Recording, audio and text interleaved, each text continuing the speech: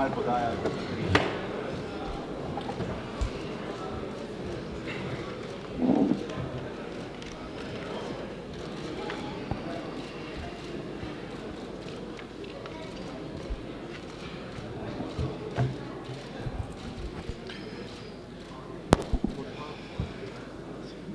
Dober večer.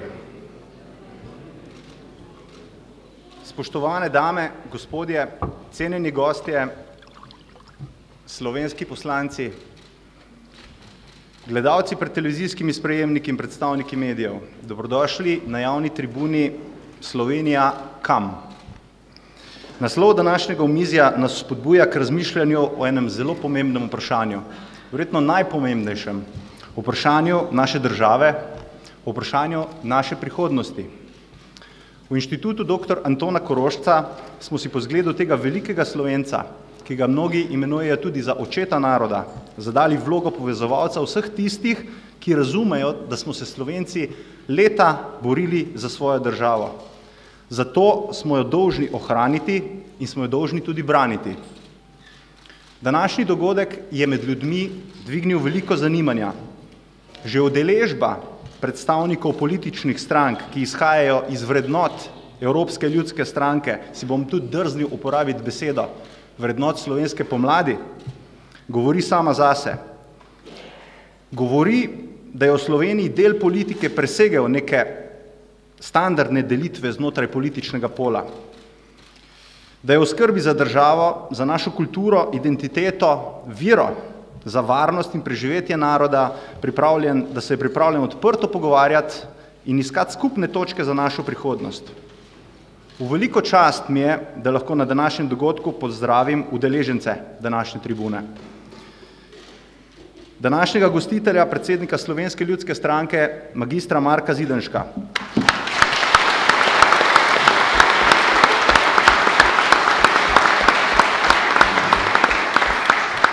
Predsednika Nove Slovenije krščanskih demokratov, magistra Mateja Tonina.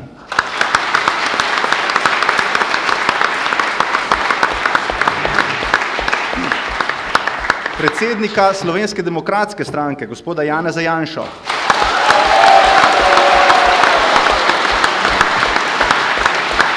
Predsednika programskega sveta Nove ljudske stranke, gospoda Franca Kanglerja.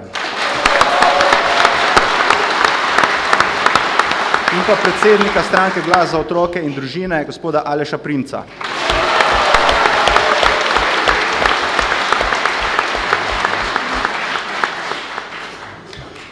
Pa bi kar pričeli. Gospod magister Marko Zidanšek, 3. leto ste že predsednik Slovenske ljudske stranke. Pred meseci ste prvi pozvali k povezovanju na desni sredini in izrazili tudi pripravljenost pogovora in sodelovanja z vsemi, razen skrajno politiko. Ni naključje, da je že drugič v nekaj letih v vašem rodnem Celju gostite tudi predstavnike političnih strank, ki izhajajo iz vrednot Evropske ljudske stranke. V Slovenski ljudski stranki veliko govorite o izzivih prihodnosti, o razvoju podeželja in o varnosti. Kaj poleg tega je še potrebno, da bo šla Slovenija po poti razvitih evropskih držav? Ja, hvala lepa. Lep pozdrav vsem skupaj. Sem vesel, da smo se tako številno zbrali v našem domačem Celju. Najprej hvala lepa vsem predsednikom, da so se odzvali našemu povabilu, predvsem zato, da skupaj spregovorimo o skupnih točkih vizije razvoja Slovenije. V Slovenski ljudski stranki smo si zastavili čas pred volitvami, za katere verjamem, da bodo oziroma morajo biti prelomne v Sloveniji, da damo poudarek na 3 stvareh. Na tem, da sobivamo varno, da znamo gospodarno in da tudi delujemo lokalno.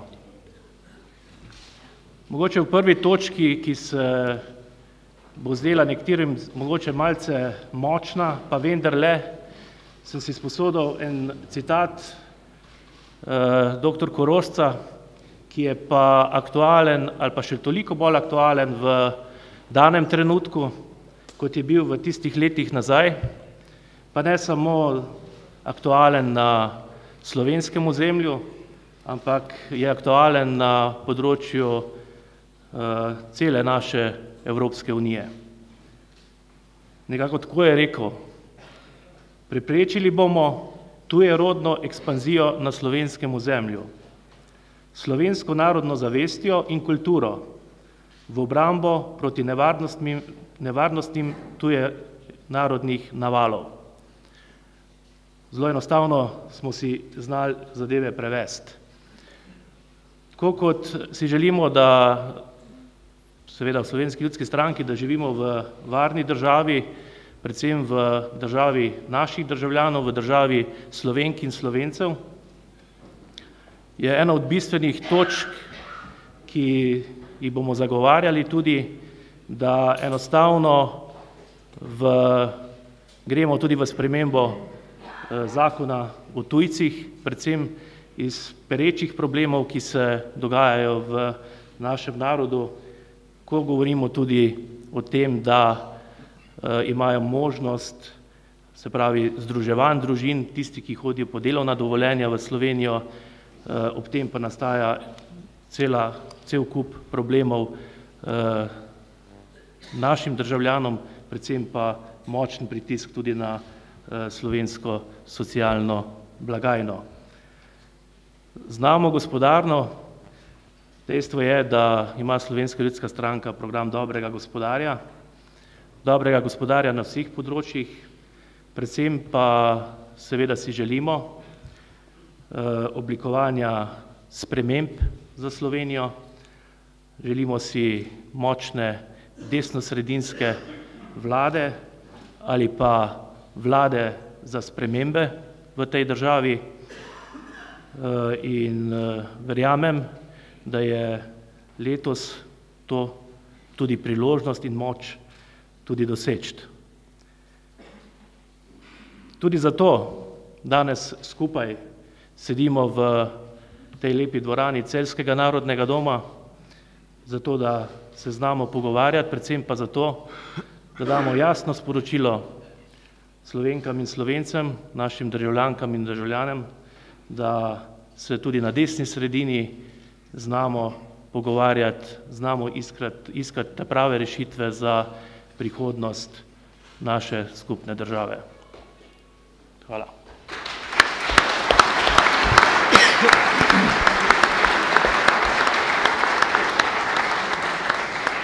Hvala lepa, gospod Zidenšek.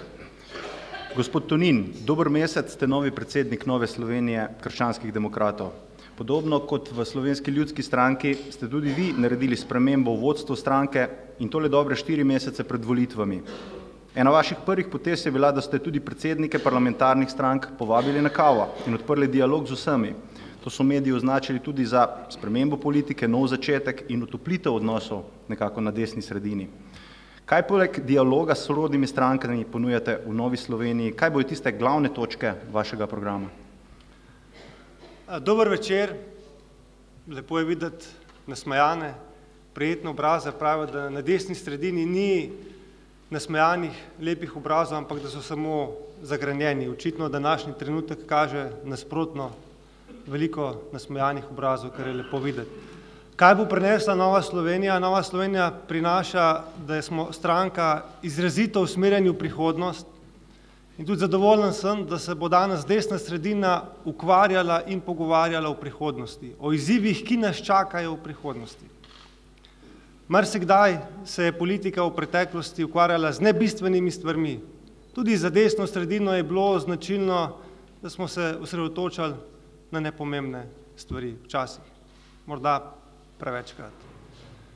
In zato je zdaj še toliko bolj pomembno, da se osredotočimo na bistvo. In to, kar nas čaka v prihodnosti, to niso moje izmišljotine.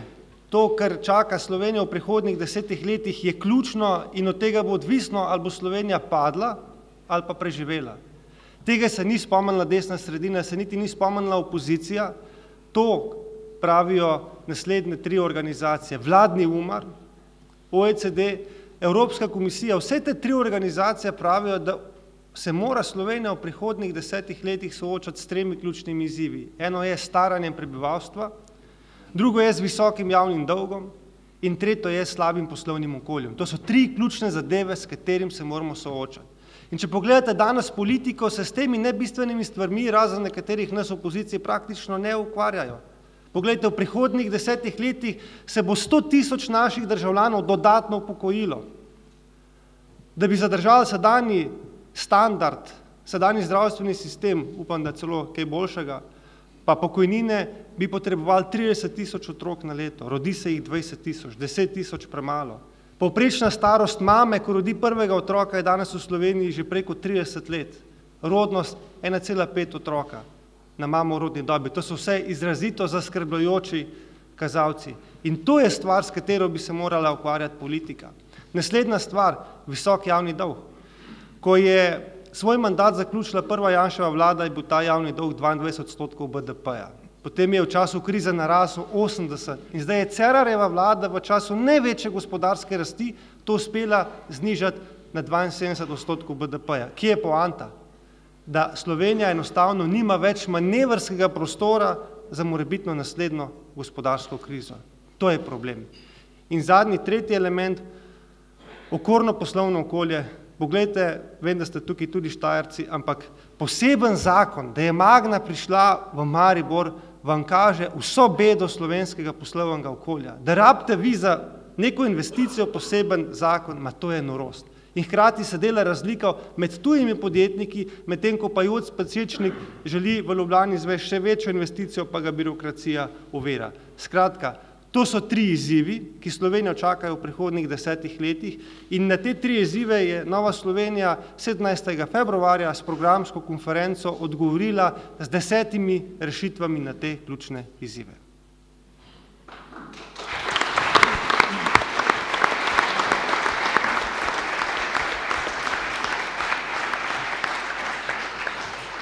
Hvala lepa, gospod Tonin.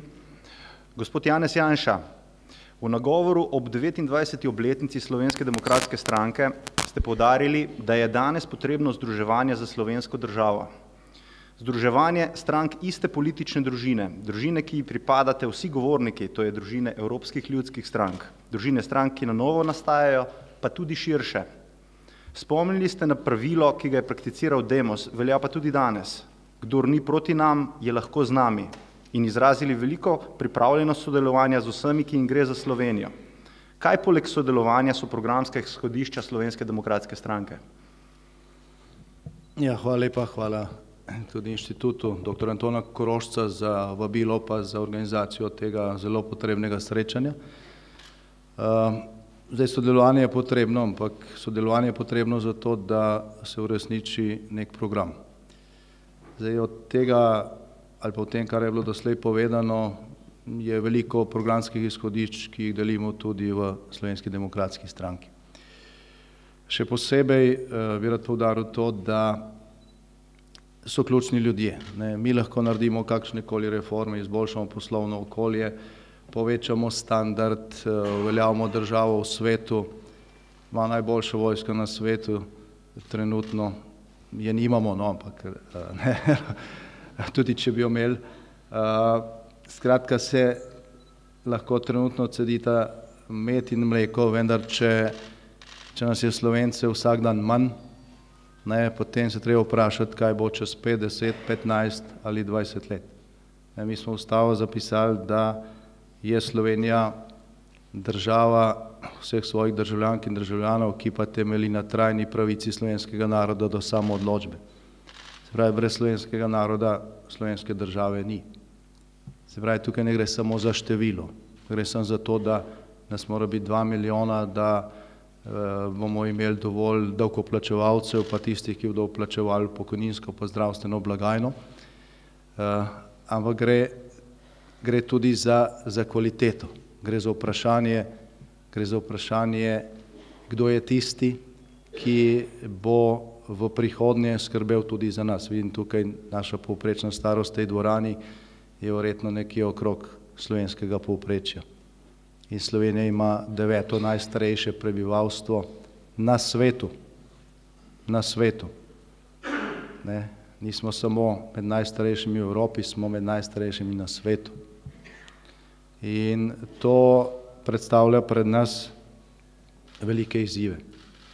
In tukaj je verjetno na tej točki je tudi ena največjih razlik v programih strank, ki jih zastopamo mi za to mizo, in tako imenovane levice. Zdaj pri njih gre zgolj za število. Če bo manj otrok, bo pa več uvoza.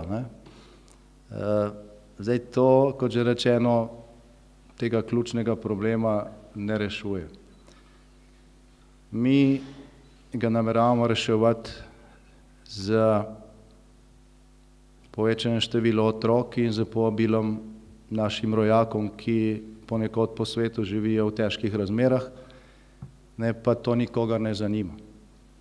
Če mi recimo slovenskim družinam, ki danes trpijo v Venezueli, iz tega socialističnega raja se je izselilo že 2 milijona ljudi v zadnjih 2 letih, če bi tem družinam ponudili enako oskrbo, kot jih imajo prosilci za azil, mislim, da bi velika večina danes prišla k nam. In bi to bila ne samo številčna okrepitev, ampak tudi kvalitativna okrepitev. Predvsem pa gre tukaj za družinsko politiko in tudi na tej točki so vidni veliko stičnih točk med nami. Mi smo pripravili konkreten program od univerzalnega otroškega dodatka do vrste ukrepov, predvsem na davčnem področju, ki bodo izboljšali gmotni siceršnji položaj družin. To je bistvenega pomena, ne gre pa pri tej točki samo za to, gre tudi za to, da vzpostavimo v Sloveniji stanje, ko se bo splačalo delati. Če danes naredite izračun prihodkov ali pa tega, kar ostane družini, kjer sta 2 zaposlena za povprečno ali pa malo nad povprečno plačo, z 2 otrokoma, ta družina presega vse cenzuse, se pravi, plačaš poln vrtec, ne dobiš nobenih socialnih transferov, polne cene povsod, nobenih beneficij.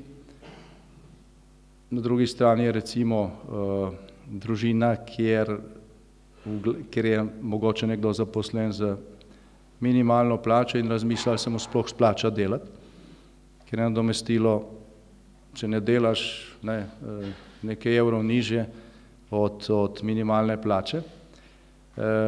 Vse beneficije, vsi transferi, na koncu meseca smo tukaj nekje. In potem se sprašujemo, zakaj je pritisk na socialne blagajne tako velik. Ker ljudje znajo računati. Zato niso krivi ljudje, ki znajo računati, hvala Bogu, da znajo. Bom rekel, kriv je sistem, ki smo ga vzpostavili.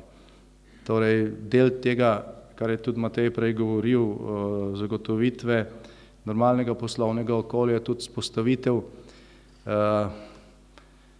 okvira izračunov, na vladi katerega vsak ugotovi, da se splača delati.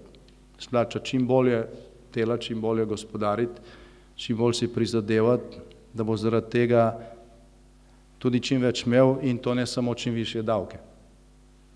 In ko gre za najbolj produktivno skupino ljudi v Sloveniji, je tukaj ključna tako imenovana razvojna kapica, včasih so rekli socialna kapica, kjer se neomejena solidarnost tistih, ki ustvarjajo, na neki točki omeji, ker sicer je kontraproduktivna in tudi v tako imenovane socialne blagajne dobite zaradi teh pretiravanj na koncu manj denarja, kar itak velja tudi za davčni sistem. Ko smo v mandatu 2004-2008 z davčno reformo znižali davke, je v blagajne prišlo več denarja, ker se je več investiralo, je bila višja rast in od višje rasti si tudi z manjšimi stopnjami več pobral. In potem smo dobili vlado gospoda Pahorja z ministrom za finance gospodom Križančem, ki je rekel, edini problem, ki ga Slovenija ima, je to, da je prejšnja vlada znižala davke. Če bi davki višji, bi tudi več pobrali. No, pa je prišla streznitev, ko v enem letu, ko so povečali potrošnjo za 10%, je tudi bruto domači proizvod padel skoraj za 10%, nastala 20% luknja v javnih financah, zaradi katere je nastal ta dolg, o katerem je prej gospod Tonin govoril, da je en od ključnih problemov. mogoče se kdo med vami danes tudi sprašuje, zakaj kljub temu, da se vlada hvali za 5% gospodarsko rastjo v lanskem letu, kar je dober rezultat za ekonomijo, je sicer relativen glede na padec, ki je bil, rast se računa na prejšnje leto, če je nekaj slabega, pa na to zraste za 5%, to še vedno revščina, ampak je trend dober. Ampak mogoče se kdo sprašuje, zakaj so plače zrasle samo za povprečju 1% in še nekaj. Zakaj ni investicij, zakaj ne gradimo še tretje razvojne osi, zakaj je tak prepir okrog tega drugega tira, bogega, kjer se denar troši, pa še nič od tega, pa še zgrešen projekt in tako naprej. Glejte, mi danes plačujemo za ta dolg milijardo za obresti na leto. Milijarda evrov je 3% bruto domačega proizvoda, milijarda evrov je 10% proračuna, v grobem rečeno. Leta 2008 smo pa za obresti plačevali 160 milijonov, zdaj pa milijardo. Milijarda je pa denar, s katerim se v Sloveniji lahko naredi stvari, zaradi katerih vsi lahko boljše živimo. Zdaj, da nam predolg, na koncu še, mi smo sicer decembra že začeli kot stranka predstavljati naš program po posamečnih področjih, mogoče kdo opazil pač te naše poskuse, da to pride preko medijske blokade in se bo to nadaljevalo tudi v naslednjih 3 mesecih, zelo podrobno tudi na naših spletnih straneh, kogar zanima, naj obišče ta del naše spletne strani SDS.si. Bi pa rekel na koncu to, da vse to, o čemer govorimo, ne bo delovalo, če Slovenija ne bo dokončala tranzicije. Zdaj, to ni ukvarjanje s preteklostjo, to je enostavno zagotovitev pogojev, da bo Slovenija postala normalno okolje, normalna država, za kakršno smo glasovali na plebiscitu leta 90. Se enostavno neke stvari, ki jih je pač potrebno narediti, če jih ne narediš, se ob tem stalno spotikaš, ne vem, mogoče najbolj tak drastičen, najbolj drag primer, če izpustimo sodstvo in ostale probleme, so banke pri nas, gledajte, zdaj spet se to aktualno, mi smo v življenju te generacije 2-krat sanirali 2 največji državni banki, pa zdaj se spet govori, da se bo moralo plačati v nasprotju z mednarodnim pravom, tudi našim ustavnim zakonom, še 400 milijonov za neke prenešene vloge hrvaških varčevalcev, ki so del drugega problema. Se pravi, naj bi še enkrat se šlo v naše žepe, kljub temu pa danes večina v državnem zboru je proti privatizaciji te banke. Kar pomeni, da boste mogoče čez 10 let, če ta politika ostane, morali dati še dodatne milijarde za to, da bodo nekateri namesto banke imeli osebni bankomat. Danes smo na tiskovni konferenci predstavili izračune od leta 1993. Od leta 1993 smo samo preko različnih dokapitalizacij v Novo Ljubljansko banko slovenski davkoplačevalci dali več kot 4 milijarde. Več kot 4 milijarde evrov z dividendami, ki se izplačujejo, ravno zdaj se hvalijo, kakšen dobiček je bil lani okrog 200 milijonov, pa smo dobili nazaj manj kot milijardo. Minus je 3 milijarde. Pa kljub temu nekateri zagovarjajo ta relikt poslovanja in dokler se te stvari ne rešijo, bo to viselo nad nami, bo imelo tudi mnoge druge posledice, zdaj tam, kjer je za banke in za denar, je zraven vedno tudi politični vpliv, tako da je edino v koaliciji teh strank, ki pač nimajo nič z obrambo privilegijev iz preteklosti, vidim neko garancijo za to, da Slovenija dokonča tranzicijo in postane normalno okolje.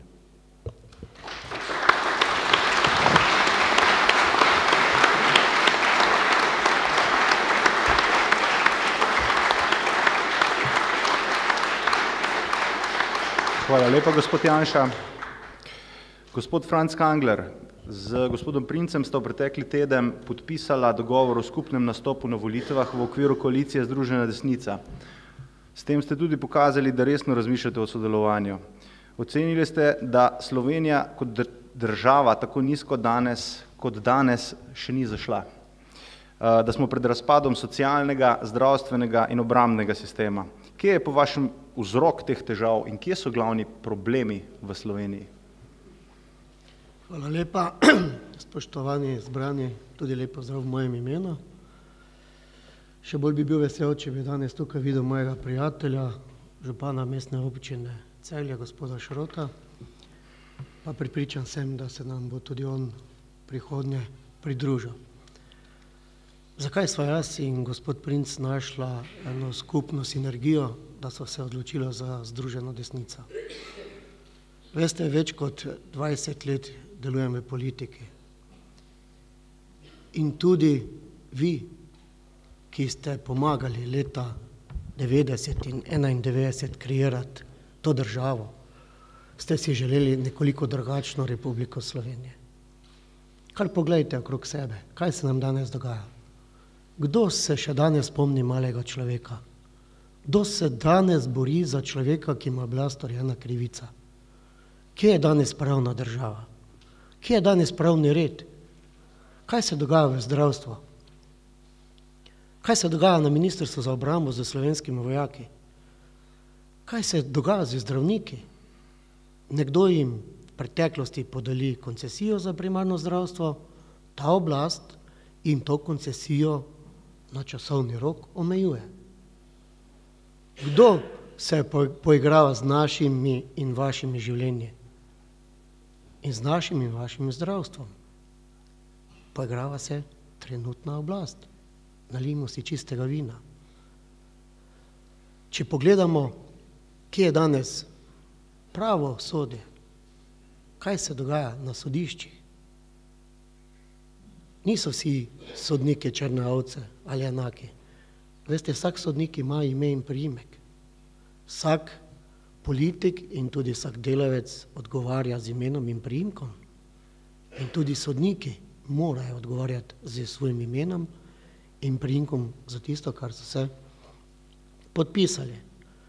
Če pogledamo stanje v slovenski policiji. Veste, jaz pa gospod Janez Janša in nekateri, ki danes tukaj sedite v dvorani, smo bili pripravljeni leta 1991 za Republiko Slovenijo umreti. Takrat so bile naše ideje nekoliko drugačne. Pravično in pošteno Republiko Slovenijo smo si želeli. Še enkrat pravim, pravično in pošteno.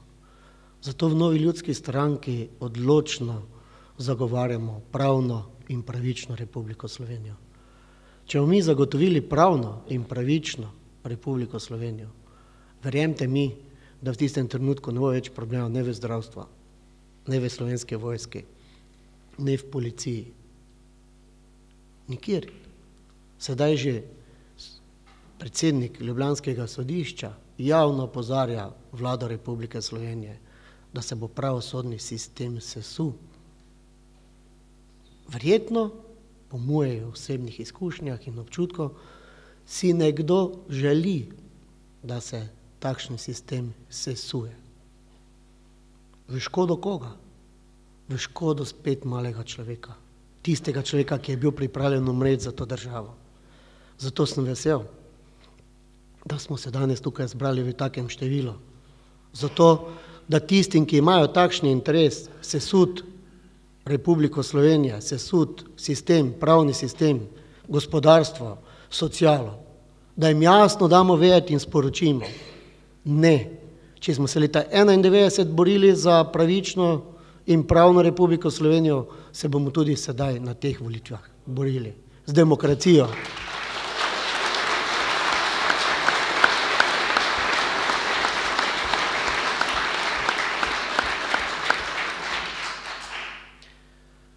Veste, večkrat rad izpostavim, malo za šalo, malo pa tudi za primerjavo. Janez Janša je povedal, koliko smo mi vložili v banke. Povedal je tudi, kaj se dogaja znotraj bank. Vi ste tudi seznanjeni, kdo in na kakšen način je več kot milijardo opral denarja skozi Ljubljansko banko. In pol se ta država ukvarja z mojim 38 let starim traktorjem, ki je bolj pomemben kot tista oprana milijarda. Veste, kaj to pomeni? Kaj to pomeni? To pomeni, ja, tudi to ima, jaz sem hvaležnim tistim, ki se z njim ukvarjajo, da so mu ceno krepko dvignili. Tako je oldtimer. Ampak žalostno pa je in tudi resnično, da sredi Evrope, da se dogajajo takšne stvari. Zato, spoštovani zbrani, borite se skupaj z nami, za malega človeka, za pravično in pošteno Republiko Slovenijo. Zato sva našla dobro sinergijo z gospodom Primcem v Združeni desnici. Hvala lepa.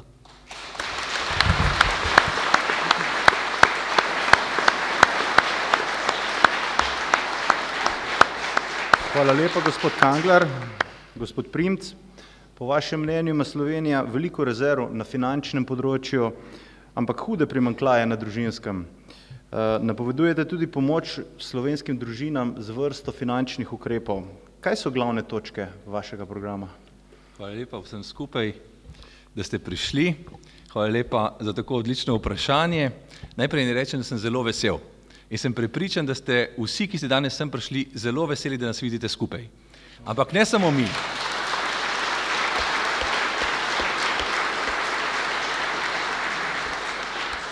Danes sem prepričan, da je vesela vsaj polovica Slovenije, ker to je zgodovinski dan.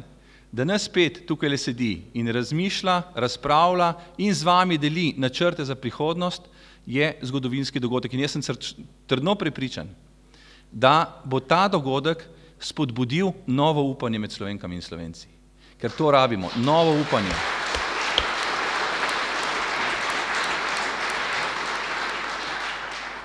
Poglejte, matematično bi morali biti danes vsi veseli.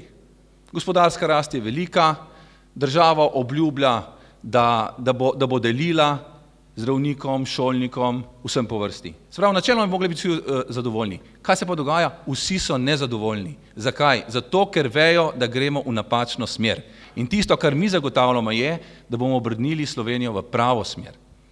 To je ena zadeva. Naslednja stvar, ki se mi zdi zelo pomembna, je to. Jaz mislim, da vsi v Sloveniji vedo, da ima naših 5 strank najboljši program za rešitev in perspektivo Slovenije. To sem prepričan. Zakaj? Zato, ker se z našim programom nihče nikoli ne krega. Nihče nikoli ne reče, da imamo mi slab program. Nihče.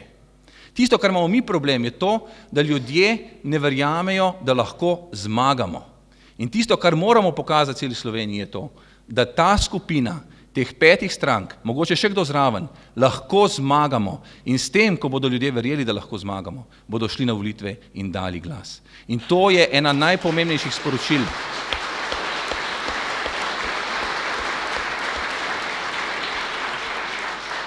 Današnjega dne. Možna je zmaga normalne Slovenije. Možna je zmaga Slovenije, ki bo usmerjena v prihodnost. Možna je zmaga Slovenije, ki bo usmerjena v družino. Možna je zmaga Slovenije, ki bo usmerjena v socialno pravičnost. Možna je zmaga Slovenije, ki bo usmerjena v gospodarski razvoj. Možna je taka Slovenija. In verjamem, da je današnji dogodek prvi korak v to smer. Ampak poglejte, jaz mislim, da je pomembna stvar, da poudarimo še eno zadevo. Ob velikih temah ponavadi pozabimo na majhne ljudi. In želim, da naša koalicija, oziroma zaenkrat še ni koalicija, jaz si tako srčno želim, da bi bila koalicija, da že kar govorim o koaliciji. Ne bo pozabila tudi na najbolj nemočne. Tukaj imam v mislih osebe s posebnimi potrebami, invalide. Odrinjeni so na rob družbe. Naš namen in naša obljuba je, da bomo tem ljudem omogočili dostojno življenje, čim bolj vključeno v vsakdanje življenje, da jim bomo dali možnost, da bodo izpolnili vse svoje potenciale. Morda so ti potenciali manjši, ampak imajo potenciale in te potenciale je potrebno izkoristiti. Zakaj? Zato, ker tudi ti ljudje morajo čutiti človeško dostojanstvo.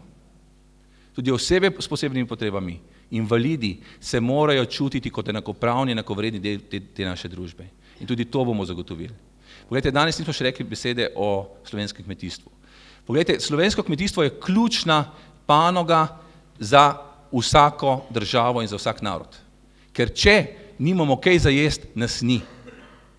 Če nimamo zagotovljene preskrbe s hrano, nas ni. In kaj ima danes slovenski kmet problem? Da se mora skoraj več časa ukvarjati z birokracijo, kot pa s svojim delom. To bomo spremenili.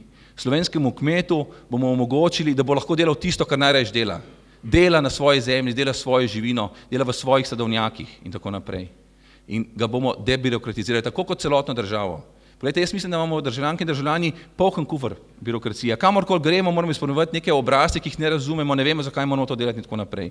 Mi bomo na tem področju naredili red. Se pravi, ljudje se bodo z birokracijo ukvarjali, koliko bo najbolj nujno potrebno. Ne pa tako, kot sedaj nekateri razmišljajo, da moramo se vsi ukvarjati z birokracijo, zato da ima nekaj ljudi lahko več zaradi tega delo. Se pravi, birokracija, se pravi papirologija in tako naprej, ki gre nam vsem na živce, jo bomo zmanjšali. Se pravi, hvala lepa, da smo prišli, hvala lepa, da debatiramo o prihodnosti Slovenije in vsem želim lepo počutje, da vas ne bomo razočarali.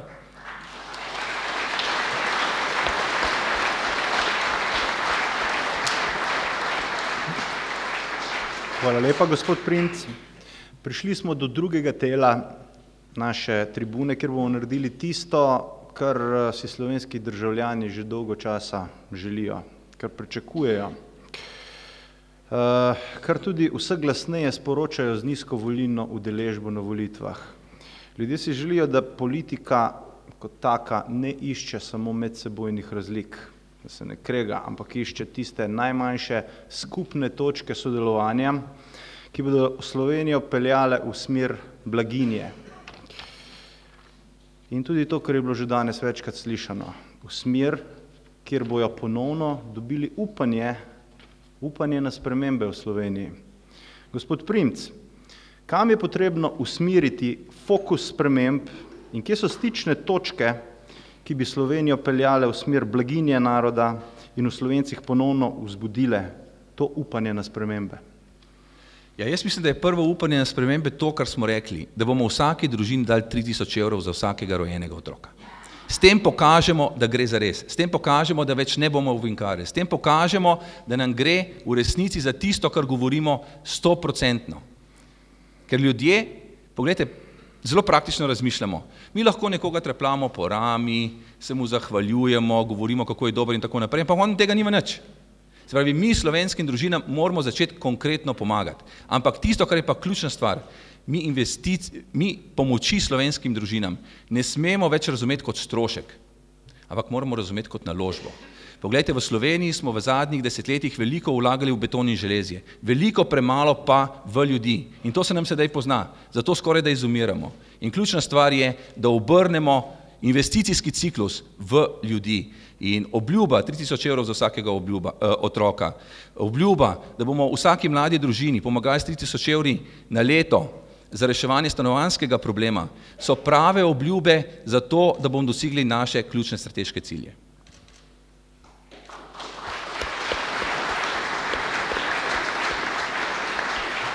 Hvala lepa, gospod Princ. Gospod Janša, fokus sprememb, kje so po vašem stične točke današnjih govorcev in kako naprej? Jaz mislim, da so v tem, kar je bilo danes predstavljeno, pa tudi sicer, kar vemo o programih naših strank, stične točke na vseh ključnih področjih. Se pravi, da imamo zelo podobne poglede na to, kako bi morali funkcionirati oziroma kako bi morali urediti naše gospodarsko in poslovno okolje. Vsi smo za to, da dobimo končno normalen gospodarski sistem, kjer bo lastnina spoštovana, kjer bo več imel tisti, ki se bo več trudil, več naredil in bo boljše gospodaril, kjer bomo solidarni, ampak samo do tistih, ki si sami res ne morejo pomagati, kjer bomo sposobni zagotoviti pogoje poštenega plačila za pošteno delo, tudi za minulo delo.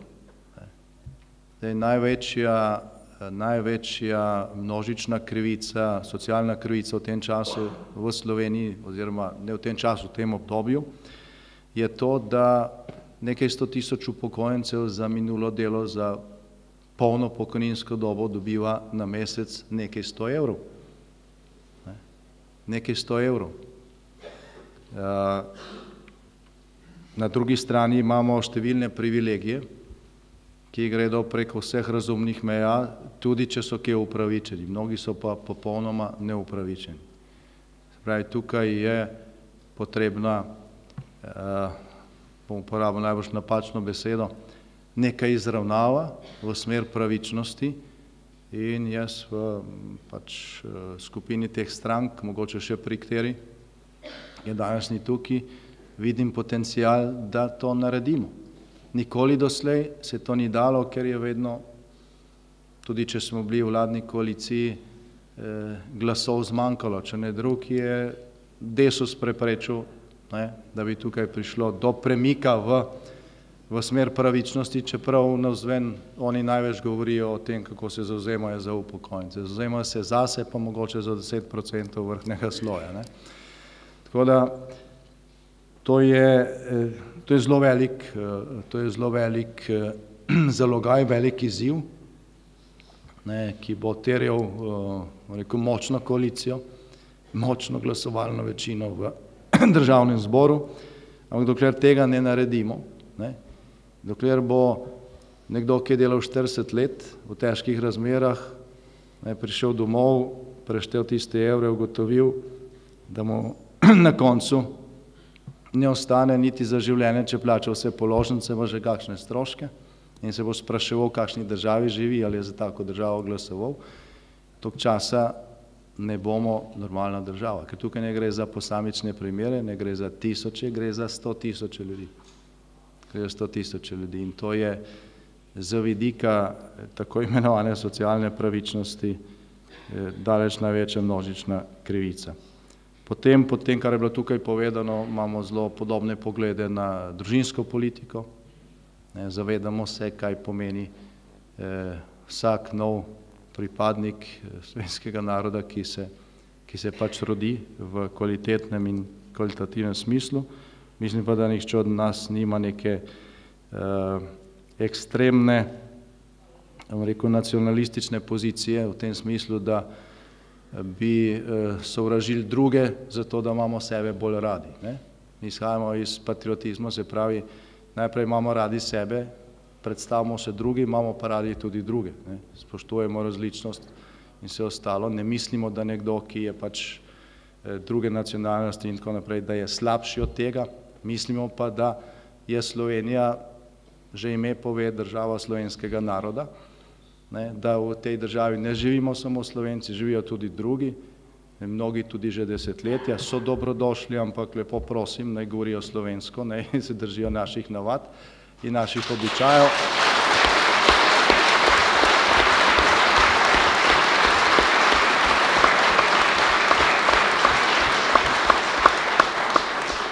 Tako kot je povsod drugod po svetu, kamorkoli vi prijete, ne boste zahtevali, da se oni prilagodijo vam, ampak se boste vi prilagodili tistemu okolju in to je popolnoma normalno. In če kdo temu pravi skrajnost in nacionalizem, potem ne ve, kaj ti pojmi sploh pomenijo. Zdaj mislim, da smo vsi, ki smo tukaj predstavljali v tem prvem delu programe za neko normalno funkcioniranje državnih podsistemov od sodstva naprej.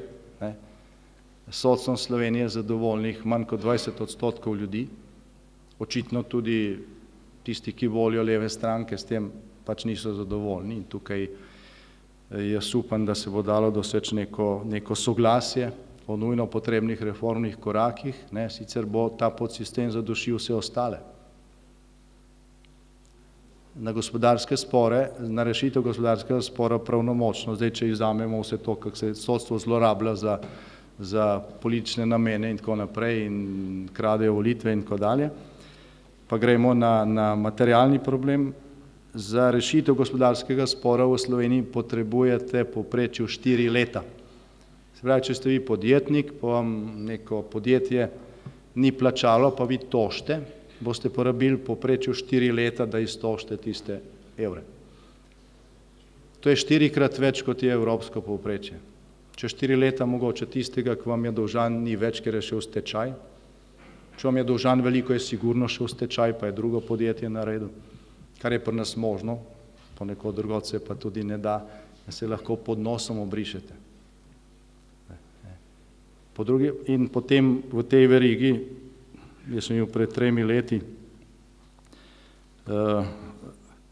v neki druščini, ki se nisem sam izbral, v zaporu, sem tam srečal tudi ljudi, podjetnike, ki so bili tam zato, ker pač niso plačali računov 15.000 evrov, ker njim nekdo drug ni plačal, on ni plačal in na koncu, ker pač ni imel strica in tako naprej, je bil obsojen na 3 leta za 15.000 evrov. Tisti, ki je bil pa njemu dolžan, pa je imel že 2 novi podjetji in je veselo posloval naprej in kot bi rekel Jože Pučnik, nikome ništa.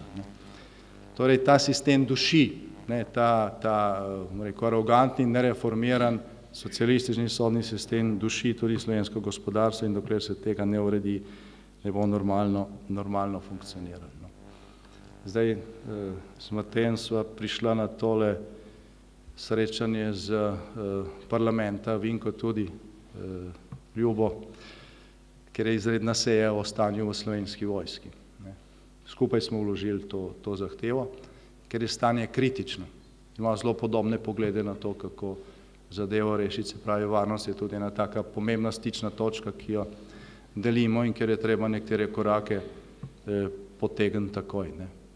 Imam pa seveda tudi kakšne razlike. Zdaj, če bi vseh nas 5, ki sedi za to mizo, mislilo enako, če bi stranke, ki jih predstavljamo, imele popolnoma enake programe, bi bila verjetno to ena stranka.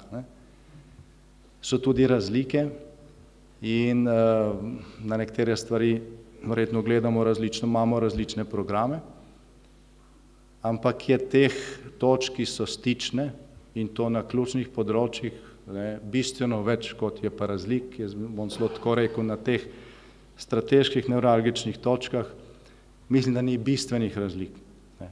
Da ni bistvenih razlik in tudi če so, pogovori so zato, da se pač stvari zbližajo, naredijo kompromisi, pozabijo kakšne stare zamere, če so se nabrale. Mimogrede, nazadnje, ko so se midva pogovarjala, jaz sem sicer pil čaj, on je pil kavo, tako da zdaj mislim, da bi on pil čaj, ker je malo prehlajen. Takrat so ugotovila, da kljub temu, da so bili mediji polni malodane vojne med Slovensko demokratsko stranko in Novo Slovenijo, v parlamentu, ko smo pogledali naša glasovanja, za veliko večino stvari smo glasovali enotno. Se pravi, smo glasovali v skladu z vsak svojim programom proti ali za iste stvari. Tako da teh stičnih točk je bistveno več in koalicije, Slovence je, rekel, usoda z pomočjo politike obsodila na volilni sistem, kakršnega imamo. Zato, da se staviš vlado, je potrebna koalicija, skratka so potrebni kompromisi in uskladitev programov potem v neki koalicijski pogodbi in šele takrat se izkaže, ali neke stranke gredo skupaj ali ne gredo skupaj in bolj so stranke, ki sestavljajo koalicijo, sorodne, lažje je to uskladiti, predvsem pa to lažje potem izvajati. Če je nekaj organsko, potem to tudi gre, če je pa potrebno ves čas porabiti za to, da se koalicija ali pa vlada uskladi med seboj, potem ne priješ nikamor, oziroma priješ situacijo, v kateri smo zdaj, ko je praktično po 4 letih mandata največja vladna stranka pogruntala, da je treba vlagati zakone. In zdaj vsak njihov poslanec, kljub temu, da imajo vlado, vsak dan vloži en zakon. Še nikoli ni bilo toliko zakonov v proceduri, še nikoli ni bilo takšne zmede. Volitve bodo pa junija v vsakem primeru.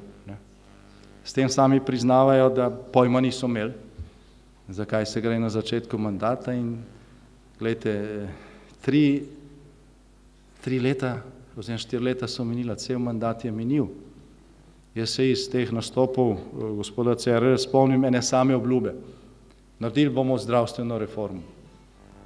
Nič drugega se ne spomnim, vse ostalo je bila etika in morala, ne, v narekovajih. V 4 letih nič od tega. Ne. Stanje v slovenskem zdravstvu nikoli ni bilo tako kaotično, kot je danes. Ne. To je pa cena, če koalicijo sestavljajo stranke, ki so bodisi preveč različne, bodisi sploh niso stranke, se pravi, sploh nimajo programa, ki bi ga z nečem uskladile, nekaj lapajo na začetku in potem po 4 letih ugotovijo, da se da celo vložiti kak zakon.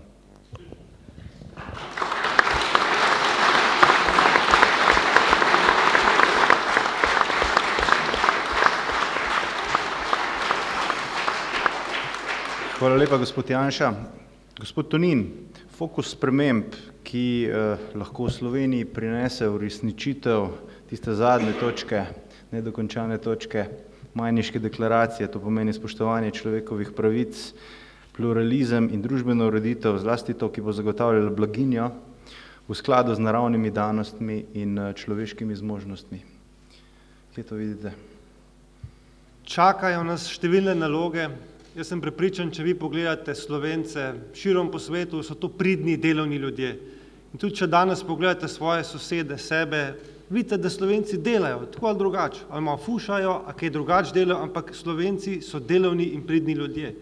In očitno je nekaj narobe s sistemom, ki ga imamo, da vseh svojih talentov ne morejo uresničiti. In zato je dolžnost vseh nas, ki smo v politiki, da pomagamo ustvariti okolje, v katerem bodo ljudje lahko uresničevali svoje talente. Stranke, ki danes sedimo za to mizo, imamo nekaj stičnih točk, imamo tudi nekaj razlik. Stična točka je zagotovo družinska politika. Tukaj vsi ocenjujemo, da je pomembno, da se v Sloveniji rodi več otrok, in ko mlade sprašuješ, kaj je tisto, da se bodo odločili za več otrok, vam izpostavijo službe in stanovanja, in vse stranke delajo v tej smeri. Druga stična točka, ki jo jaz vidim, je debirokratizacija. V Sloveniji je poplava čudnih in neverjetnih predpisov. Prejšnji teden je bil pri meni predsednik Obrtne zbornice, ki je rekel, da zdaj vlada pripravlja uredbo o embalaži, kjer bo morala, si predstavljate, neka frizerka, ki bo kupila fen iz Nemčije, in ker bo ta fen prišel iz Nemčije in bo zapakiran v neko škatlo, morala to embalažo popisati, jo evidentirati, se pravi, toliko gramov kartona, toliko gramov plastike, toliko gramov stiropora, mislim, to so norosti. In to mislim, da je skupni cilj, da vse te stranke preprečimo to pretirano birokratizacijo Slovenije. Tretja stična točka je gospodarski program. Jaz sem vesel, da smo tukaj vsi razumeli to poanto, da se da z nižjimi davki boljše živeti in tudi, da država lahko bolj polni državni proračun. Meni je včasih izjemno težko, kot teh socialistov ne moreš prepričati, da če bi se vsej deloma odpovedali davkom pri plačah, da bi ljudem več ostalo v žepu, če bi človeku pri plači ostalo 50 ali pa 100 evrov več, bi ta denar potrošil za elektriko, za hrano, za nujne potrebščine in bi to slej ko prej plačal državi nazaj preko DDV-ja, ker za vsako stvar, ki jo ljudje trošijo, se plačuje DDV. In če bi imeli ljudje več v žepih, bi več trošili, če bi več trošili, bi lahko podjetja več proizvajala, in s tem bi se pa delala nova delovna mesta. To je logika, ki jo vse te stranke zagovarjamo. Še ena točka, kjer se jo da videti iz vsebinskih tekstov, da smo tudi enotni, pa nismo danes morda govorili o tem, je šolstvo. Jaz sem še ena izmed tistih generacij, ki so nas spodbujali, recimo, da si se učil, so rekli, uč se, da ti ne bo potrebno delati. Mislim, a si predstavljate, kakšna budalaščina, ne?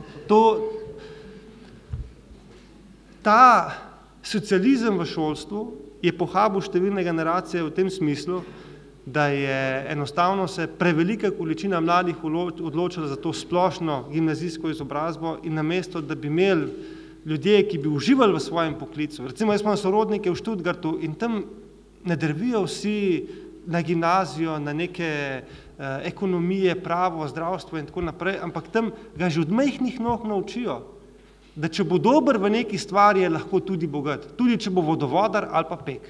In tu je poanta,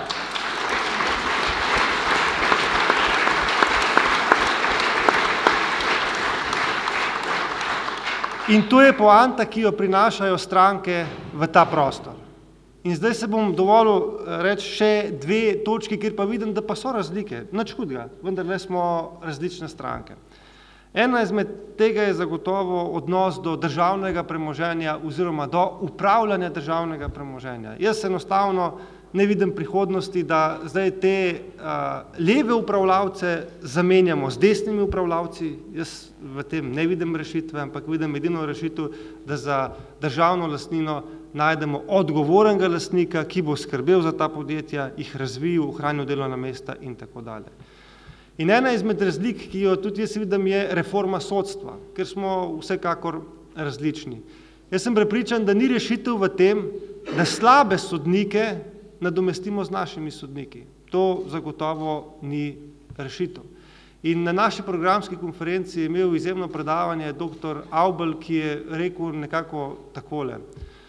Slovensko sodstvo je slabo, v njemu še vedno prevladuje socialistični duh, predvsem pa so organizirani in delujejo birokratsko, kar pomeni, da sodniki namesto, da bi bil skup neodvisnih sodnikov, imate vi hierarhijo, kot je značilno za neko socialistično organizacijo. In da mislijo tisti sodniki, ki so spodaj, da morajo tiste šefe na vrh gor upoštevati. In zato se dogaja, da sodstvo, namesto da bi izločalo slabe sodnike, jih pokriva, jih rešuje na takšen način in zato je edini način, da pridemo do pravične države, da absolutno vzpostavimo sodni sistem, kjer bo sistem neodvisnih sodnikov posameznikov. Da pa ti zgradiš neodvisnega sodnika, mora pa zdaj iti čez neko novo izobraževanje, če hočete, priti mora nova generalizacija, neka nova mentaliteta, tudi ta transformacija se mora v Sloveniji zgoditi. Če se je tranzicija neke vrste zgodila v Sloveniji pri zakonodajni pa izvršni veji oblasti, se ta resna tranzicija ni zgodila v sodni veji oblasti. In tukaj jaz upam, da ne bomo iskali rešitve v tem, ker obstajajo slabi sodniki, ki sodijo po krivem, delajo slabe stvari, da bi rešitve sodnega sistema iskali v tem, da bi slabe sodnike menjevali z našimi sodniki, ampak da bi vložili vse napore, da dobimo neodvisne sodnike. In ena izmed prvih stvari, ki jo moramo spremeniti, je sprememba sestava sodnega sveta, imenovanje sodnikov, ker sedaj imajo v sodnem svetu sodniki sami večino in praktično sami sebe imenujejo. In to zagotovo ni dobro. In zadnja stvar, vse veste, ko so bili odnosi nekoliko bolj napeti včasih, so v Slovenijo prihajale različne EPP delegacije, ki so nas spraševale, pa kaj je z nami narobe, pa v programu smo dokaj sorodni, tako in drugače. Jaz bi si želel, da si drugemu pustimo nekoliko več svobode, da smo lahko tudi malce drugačni. Nenazadnje smo različne stranke.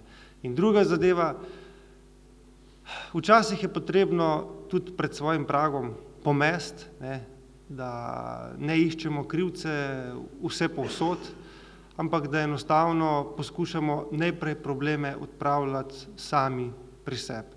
Ker je resnično neverjetno, da pri vseh teh slabih socialističnih levih vladah, ki smo jih imeli, da ne more neka EPP opcija, konzervativna opcija prideti do večine in tudi sestaviti neko vlado, ki bo pripeljala do normalne Slovenije. Srečno.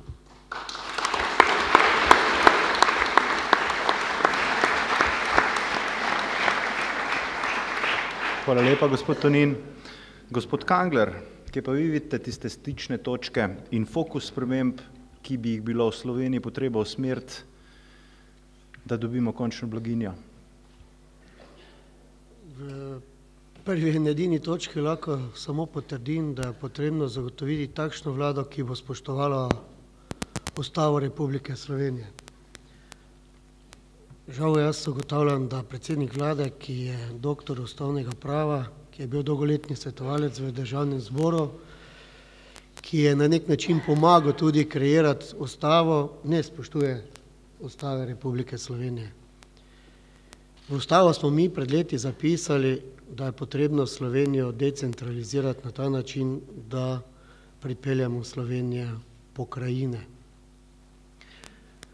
Poglejte, 4 leta so minila, niti en poskus se strani vlade ni zgodil, da bi zagotovili decentralizacijo Republike Slovenije. Kakorkoli, kdorkoli gleda na pokrajine, takrat je desna vlada zagotovila, bili so že napisani tudi zakoni, potrebno je za zakonodajo na področju pokrajine zagotoviti 2/3 prisotnih poslancev. Je to ena izmed prvih potez za decentralizacijo. Če želimo jo decentralizirati, zagotoviti, da vsi živimo pod enakimi pogoji, samo eno sonce nas greje, potem je potrebno tudi spoštovati Ustavo Republike Slovenije kot sveto pismo, ki se ne spreminja, je takšno, kot je bilo zapisano. Druga zgodba, ki je potrebno, bo zagotoviti takšno vlado, ko bo v prvi vrsti spoštovala človekove pravice, človeka, delavca in malega človeka, ki se bori za vsakdanji kruh. Ne glede, kdo danes tukaj sedi pred vami, če se samo ozrete, skoraj ni človeka, ki ni iskal pravice na sodišču. In na sodišču ni našel pravice, kaj šele resnice. Ljudem je potrebno pomagati, da najdejo resnico in pravico na sodiščih, tako kot vseh razvitih zahodnih držav. Ta podatek, da ljudje ne verjamejo in ne zaupajo slovenskemu sodstvu, je prav gotovo točen. Jaz nekje prečital, da v Nemčiji zaupa nemškemu sodstvu 96% ljudi, 4% jim ne zaupa, pri nas v Sloveniji pa ne zaupa sodnemu sistemu več kot 90% ljudi. Ta razlika je takšna in alarmantna vest, da bi morali biti tisti, ki so odgovorni za takšno stanje, na nek način odstavljeni že včeraj, ne danes. Sicer pa živimo v družbi, ki je pozabila na vrednote, v družbi, ki dopušča, da se kršijo človekove pravice.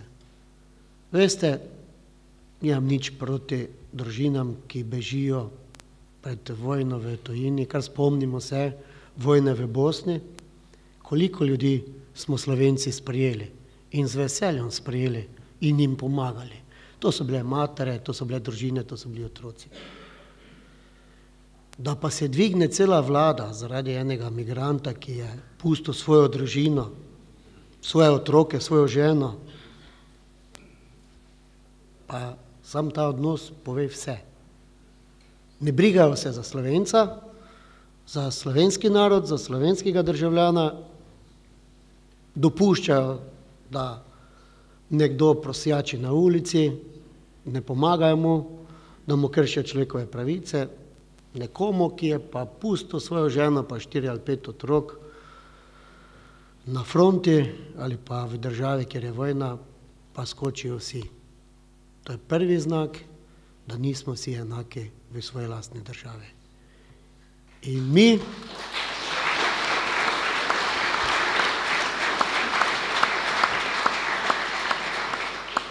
mi v Združeni desnici mislimo resno, borili se bomo za malega človeka, za poštenje, za pravičnost in pravo državo, takšno, kot smo si jo mi želeli. Pravno in pravično Republiko Slovenijo.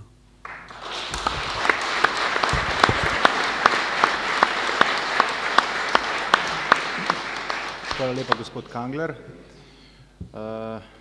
Gospod Zidenšek, vi kot gostitelj boste, preden damo mikrofon tudi obiskovalcem, malo še zaokrožili tole razmišljanje za tem omizjem. Ja, mislim, da so današnje razprave pokazale, da je tistih stičnih točk ogromno, veliko, kar pomeni, da je to neko novo upanje za Slovenijo. Kaj je še pomembno? Pomembna je ena od človekovih pravic, ki jo rečemo tudi ekonomska svoboda. To pa pomeni, če bi prevedli odpravo revščine v državi, pa da ne grem v vse podrobnosti, ker je vsem kristalno jasno, na kaj mislim. Še en podatek je zanimiv za pokomentirati, ko govorimo o zadolženosti, se pravi iz 80 na 72 BDP-ja, ne. Statistika je zelo zanimiva zadeva, ne, ko je pa pogledaš v nominalnem, ne, pa vidiš, da smo se v zadnjih 4 letih za 2,8 milijarde dodatno zadolžili, kar pomeni, da nismo bili, oziroma ti, ki vodijo to državo, niso bili dobri gospodarji. Ob tem, da imamo kar nekaj tisoč novih zaposlitev ali pa širitev v državni oziroma javni upravi, ko se na drugi strani pa seveda zavzemamo za vitko državno in pa seveda javno upravo. O izobraževalnem sistemu je bilo marsikaj rečenega, dejstvo je, da se ukvarjamo z strukturno brezposelnostjo. Na drugi strani imamo previsoke davke oziroma so naše plače preveč obremenjene z prispevki, s tem seveda ljudje dobijo manj, tisto, kar čutijo v svojih žepih in v svojih denarnicah.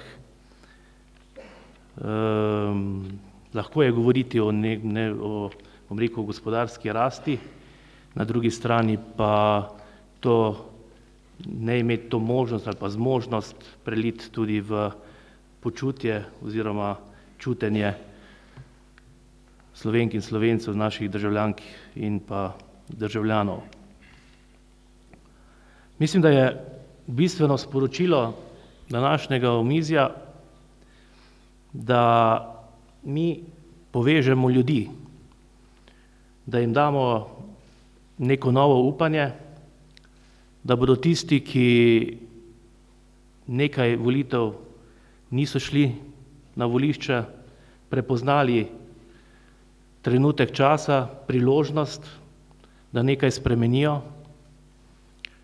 da bodo, če želite, premagali tisti del volilnega telesa, ki se vsake 4 leta zmoti.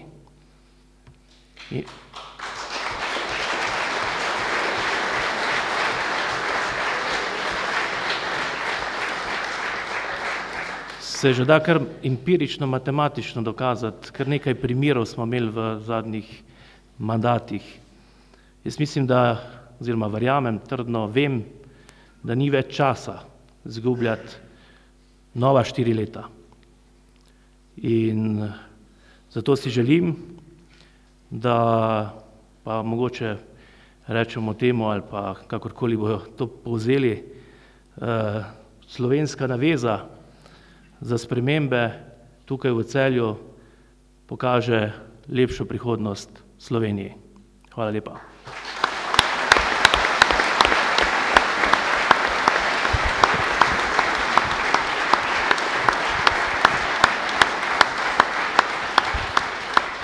Hvala lepa, gospod Zidanšek.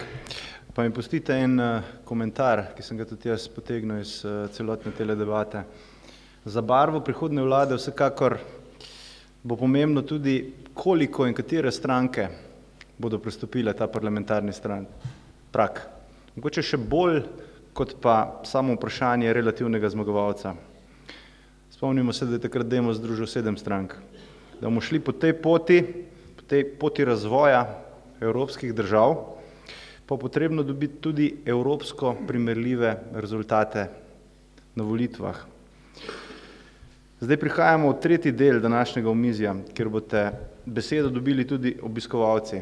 Jaz bi vas prosil, da poskusimo ne samo z vprašanji iti, ampak malo pokomentirate tudi današnjo debato.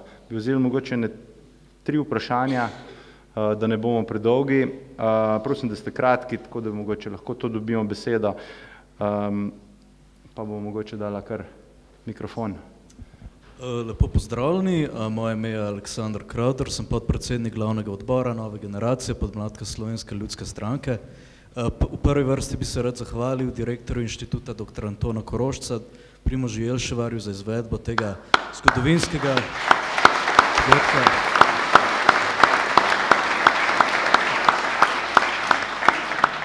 ter predsedniku Slovenske ljudske stranke magistru Marku Zidanšku.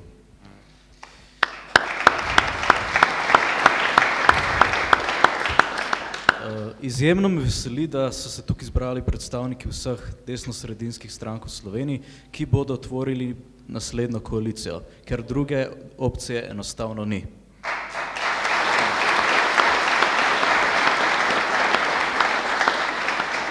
Že odkar sem vstopil v novo generacijo, od tega je zdaj že 2 leti, lahko potrdim, da mladi iz vseh 3 desno-sredinskih strank, torej podmladek SLS Nova generacija, Slovenska demokratska mladina in Mlada Slovenija uspešno sodelujemo in tudi mladi smo dokaz, da lahko tudi starejši tvorite to bodočo uspešno koalicijo in verjamem, da bo bodoča koalicija povrnila državljanom Republike Slovenije zaupanje in verjamem, da bomo strmeli k novim zmagam naproti. Hvala.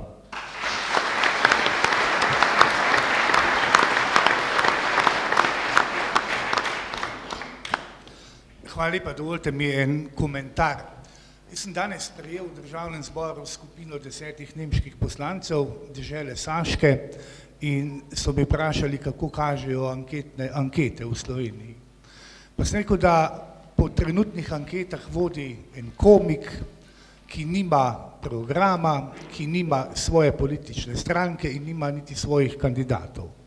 Seveda so me ti poslanci debel pogledali, malo se jim je zdelo, da mi nekaj ne špila v glavi, potem so pa pogledali nemškega predstavnika, torej predstavnika Nemčije na ambasadi v Ljubljani, ki pa je kimel, no pa so pa dobili velike oči.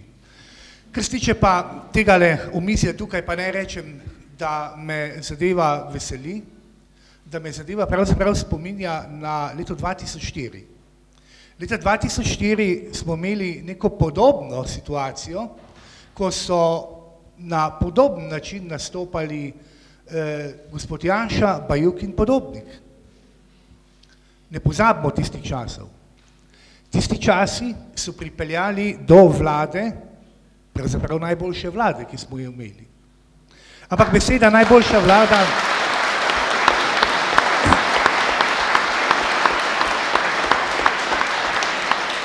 beseda najboljša vlada jo ne morete prodati ljudem, Lahko pa prodate statistični podatek, na katerega smo mnogi pozabili. Sprašujem vas tukaj prisotne v dvorani in vse tiste, ki nas gledajo in to lahko postavljate to vprašanje tudi vi. Poglejte svoje plačilne liste na dan. 1. januar leta 5 in 1. januar leta 9. In poglejte odrezke svojih pokojnin, 1. januar 5 in 1. januar 9. Gospe in gospodje, v povprečju so zneski večji za 25%. Tega vam ne more in nam ne more nihče ukrasti in reči, da ni res, ker je to statistika. Zato me pogled na to omizje, seveda izjemno veseli in me nekako v mojih mislih vrača nazaj, bom rekel, v tisto obdobje leta 2004 in nekako vidim te 4 predsednike, teh 5 predsednikov strank tukaj kot 5 lučk. Če smo danes tukaj v Celju prižgali 5 lučk od potrebnih 46, pa mislim, da je potrebnih veliko več in zaželimo si jih 60, potem smo na pravi poti. Jaz bi sicer imel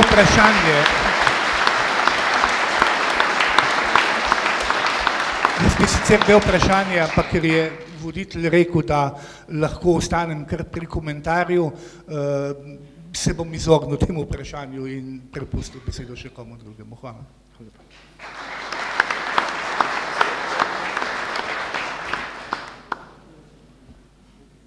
Dober dan, jaz imam pa za spremembo vprašanje in sicer prvo bi vas vseh 5 lepo pozdravila v Celju. Sem Karmen Kozmos, mestna svetnica mestne občine Celje in imam pa eno vprašanje. Gospod Kangler je prej nekaj govoril o decentralizaciji. Tudi sama sem mnenja, da je recimo Slovenija preveč centralizirana in me zanima mnenje ostalih 4 predsednikov v tem. Kaj bi naredili za to, da bi spremenili to situacijo? Hvala.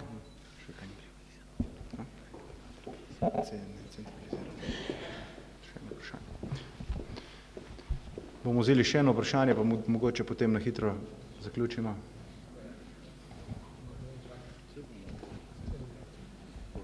Lep pozdrav vsem skupaj. Malo nostalgije imam po tistem obdobju. Torej, bilo je 29 let, decembra smo se začeli zbirati na Sternenovi 7. Kaj pa je bilo tam, gospod?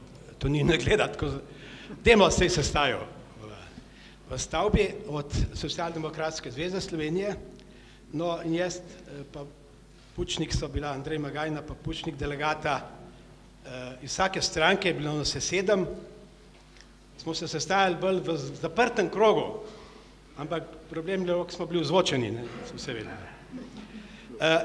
Lejte, malo nostalgije imam po tistih časih, se pa bojim, da smo malo v težji situaciji, kot je bila takrat. Relativno hitro smo se zedinili okoli programa, samo 2 točke smo imeli, nam ponavljam. Slovenija pa pluralizem. Tudi glede predsednika koalicije programske smo se hitro zmenili okoli Jožeta Pučnika.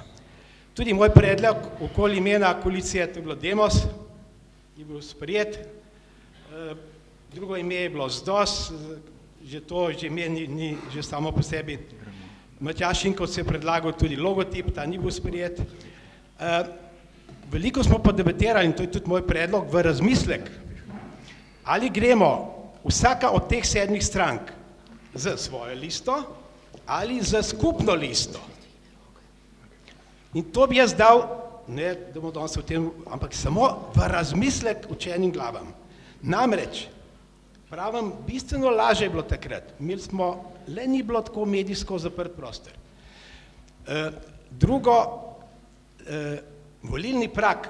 Koliko pa je bil volilni prag takrat? 2,5.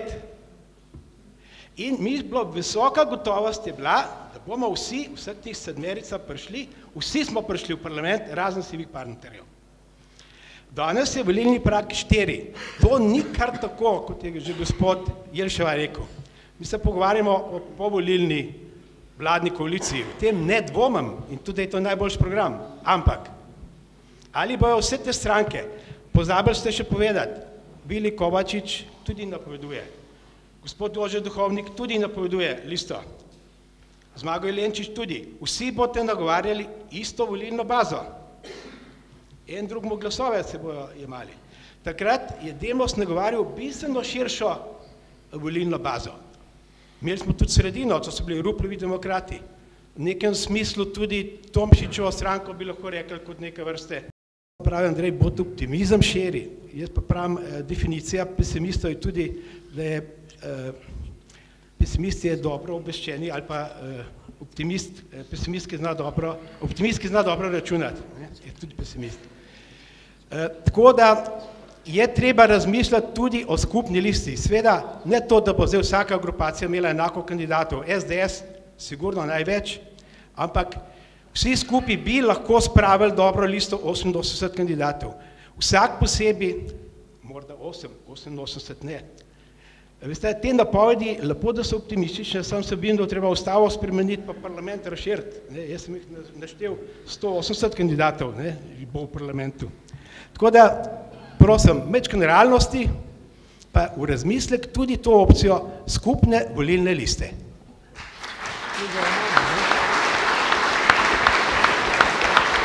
Hvala lepa za te komentarje, za te tudi mogoče vprašanja. Jaz bom dal zelo hitro, ker so letela po 2 minute, če pokomentiramo samo čez tale razmišljanja.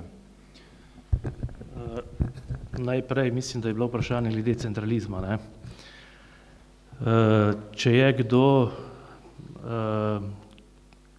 človek,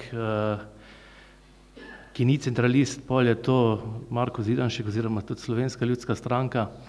Dejstvo je, da se pravi, že bilo omenjeno, v enem od mandatov je tudi bilo pripravljena zakonodaja, da bi Slovenija dobila tudi pokrajine, se pravi ta tudi drugi del lokalne samouprave. Ni bilo uspešno, ampak jaz verjamem, da bomo to zmogli. Predvsem pa vidim to na ta način, da enostavno se prenesejo naloge države na to umestno raven, se pravi slovenske regije oziroma pokrajine, in seveda en del nalog, ki pritičejo in so logične iz spodnjega nivoja, se pravi iz občin tudi na pokrajino za te skupne naloge, in kar se tega tiče, moram reči, da bo seveda Slovenska ljudska stranka tudi programsko oziroma se zavzemala za to, da do te spremembe tudi v sistemu lokalne samouprave pride. Če še pokomentiram gospoda Magajna, živimo v demokratični družbi, vsakdo ima pravico seveda razmišljati, tudi ocenjevati zadeve. Jaz moram verjeti, da smo sposobni nagovoriti kritično maso. Jaz verjamem, da bo Slovenska ljudska stranka v parlamentu.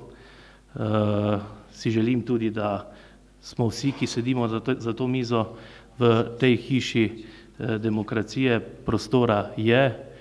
Ne bo, bom rekel, tistih velikih odstopanj.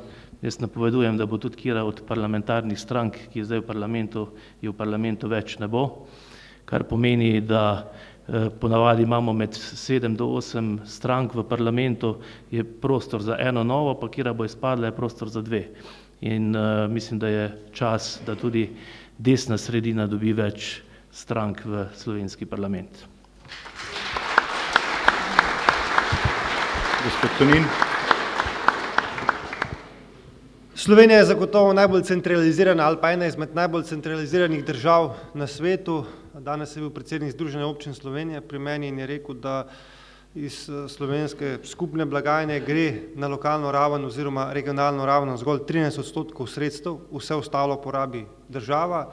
Na nek način imamo narejen sistem, da dela ljudi odvisne od države.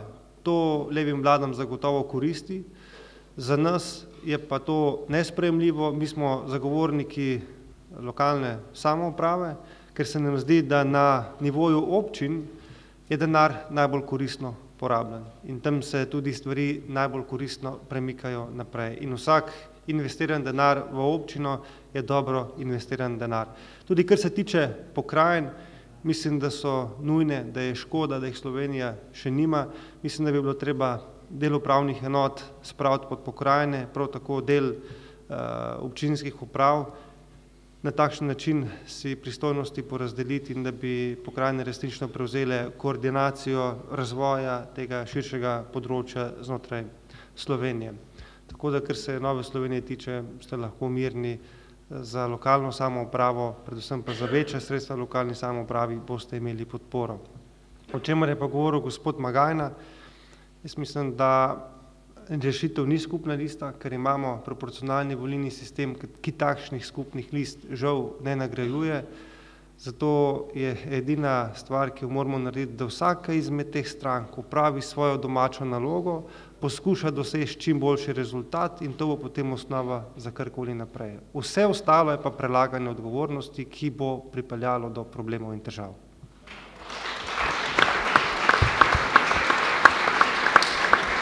Gospod Janša. Ja, centralizacija je eden od osrednjih problemov te države, ne? Pa da zdaj ne govorimo, da so zaradi tega občine oškodovane, ker pač so, no, ampak ključen problem je to, da danes to, kje se rodiš v Sloveniji, ne, v veliki meri določa tvojo izhodiščno možnost za uspeh v življenju. Pravi, če se rodiš v centru Ljubljane, kjer je vse na dosegu korakov in mestnega prometa, imaš bistvene boljše možnosti, da boš prej končal študij, dobil boljšo izobrazbo in da te bo to bistveno manj stalo, kot če se rodiš nekje na Koroškem, na Kozjanskem, Goričkem, Brkinih in tako naprej. To je dejstvo. Program naše stranke je od samega nastanka napovedan boj za enake izhodiščne možnosti, ne za enakost, ne, nismo vsi enaki, pač in tudi ni pravično, da včasih so rekli, ima vsi enake želodce, tudi to nimamo, no, ampak ni pravično, da ima enako tisti, ki nič ne dela in lenari, prespi cel dan, in tisti, ki se cel dan trudi. Ne, to pač ni pravično. Je pa pravično, in zato imamo državo, da ne glede na to, kje se rodiš, ne, da pri nekih stvareh država zagotovi enake izhodiščne možnosti. Se pravi, enak dostop do izobrazbe, enak dostop do državnih storitev, enak dostop do tistega servisa, ki omogoča, da človek pač preko domače vzgoje, vrtca, šole zraste v avtonomno, samozavestno osebnost, ki je sposobna skrbeti zase in pomagati tudi drugim. In pretirana centralizacija v Sloveniji to v veliki meri preprečuje. Kupna moč v osrednji slovenski regiji je tam preko oziroma blizu 130 odstotnih točk evropskega povprečja, v Prekmurju mislim, da je pod 70. Se pravi, je možnost 1:2. Ni 1:9 ali pa 0,8 in tako naprej, kar je normalno, ker če se to ne da izenačiti. 1:2 je pa krivica. To ni samo ekonomski problem, je problem z vidika tega, kar piše v naši ustavi. Mandat 2004-2008. Tukaj je treba pohvaliti ministra Slovenske ljudske stranke, dr. Ivana Žagarja, ki je vodil ta resor. Smo v veliki meri izboljšali življenje ljudi na podeželju. Preko bistveno več denarja, ki je pripadal avtohtonom, občinam za investicije, in tukaj, kar je gospod Tonin, drži. Evro uporabljen nekje v neki majhni občini, kjer se vidi, ali je bilo to uporabljeno za neko resno investicijo, za nekaj, od česar ljudje nekaj imajo, ali je ne evro v Ljubljani, gledajte to, ali v državnem proračunu, to je velika razlika, kar se tiče učinkovitosti. Je tudi statistika na voljo glede tega, da vas tem ne utrujam, ampak dejstvo je, bliže javni denar porabljen tistim, ki ga prispevajo, bolje racionalen, večji je nadzor, večji so učinki. Takrat smo pripravili tudi korpus 6 zakonov, ki so potrebni za ustanovitev pokrajin. Sprejeli smo vse, razen tistega, za katerega je opozicija zahtevala 2/3 večino, ker je bil to njihov pogoj za spremembo ustave. Ustavo smo dopolnili, zato so glasovali, za zakon pa niso. Češ to ne bomo dovolili tej vladi, in vse stoji. Med drugim je zakon o financiranju pokrajin predvideval prenos 1,2 sredstev iz državnega proračuna na pokrajine. Nekateri so rekli, to bo zdaj se vzjemalo občin, pa bo to še neka birokracija na sredi. Ne, šlo je za prenos iz državnega proračuna na pokrajinski nivo. Tako da, in za prinos pristojnosti. Danes v Ljubljani odločajo, kdo bo ravnatelj srednje šole v Celju ali pa v Mariboru, kar je neumnost. Vse te pristojnosti so bile prenešene na pokrajino. Žal, ampak z malenkostnimi popravki v primeru zadostne večine je to možno sprejeti kadarkoli. Možno se je pogovarjati sicer o številu pokrajin, koliko je smiselno, koliko ni, verjetno treba to približati številu škofij ali pa še nekim naravnim geografskim in drugim delitvam.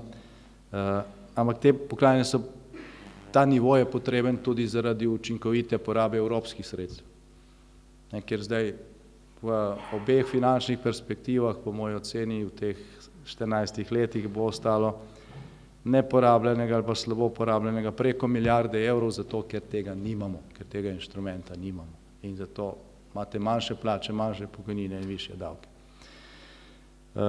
Tako da to je problem in tukaj je tudi jasno, komu odgovarja centralizacija, zdaj, če govorimo politično. Ve se, kdo dobiva glasove na ta račun in kakšni so zaradi tega volilni rezultati. Mi smo dvakrat na zborskih volitvah, govorimo o relativni večini, zmagali v 5 od 8 volilnih enotah, v seštevku pa nismo. Ker sta ljubljanski volilni enoti pač z bistveno višjo udeležbo prevagali rezultat. To je sicer en drug problem, ne. Manj je razvita volilna enota, manjša je volilna udeležba, se pravi, bolj slabo gre ljudem, manj voljo, ker so izgubili upanje. In zdaj smo tukaj pri tem drugem sklopu, vprašanje, ki je bilo postavljeno. Glejte, na zadnjih volitvah, ki sicer niso zaslužile tega imena, če bi upoštevali 5 kriterijev, ki jih ima OVSE za oceno, ali so neke volitve fer in poštene, 50% ljudi ni volilo. Zdaj tukaj trdim, da velikanska večina teh ljudi, ki ni volilo, niso volivci tako imenovane levice. Ker če bili volivci levice, bi šli voliti, ker so imeli izbiro. Povečano izbiro, imeli so celo 3 stranke na eni listi, tako imenovano Združeno levico. Se pravi, so bili volivci, bom rekel, bolj konservativnega tipa, ki pa so ostali doma, ker niso videli upanja v to, da bo njihov glas karkoli spremenil. Pred zadnjim volitvam ni bilo nobenega takega omizja. Jaz sem celo volilno kampanjo izločen iz celega procesa. Ljudje tudi v tem, da glasuje za eno od teh strank, niso videli verjetnosti, da bo pa potem to rezultiralo v neki vladi. Ker ni bilo nobenih signalov v to smer, nobenega žmigavca, če se po domače izrazim, in zakaj boš investiral nekaj, od česar ne pričakuješ, da bo to dalo kakšnekoli obresti. Se pravi, 50% volilnega telesa, dobro, nekateri nikoli ne volijo, ampak teoretično 50% volilnega telesa na voljo. In za resen nastop, za resne programe, ne za nek levičarski populizem, to, kar levičarski populizem doseže, to imajo. In tle je problem slovenskega političnega prostora. Če volilna udeležba takšna, junija, kot je bila julija leta 2014, potem kakih zelo strateških premikov tukaj ni možno pričakovati, ker je to tisti del volilnega telesa, ki se pač vrti okrog spremljanja osrednjih medijev in tako naprej, in tukaj se da to prekladati nekaj 100.000 volivcev mirno od ene liste k drugi, in to niso prevarani, vedo, zakaj glasujejo, branijo privilegije, status in tako naprej.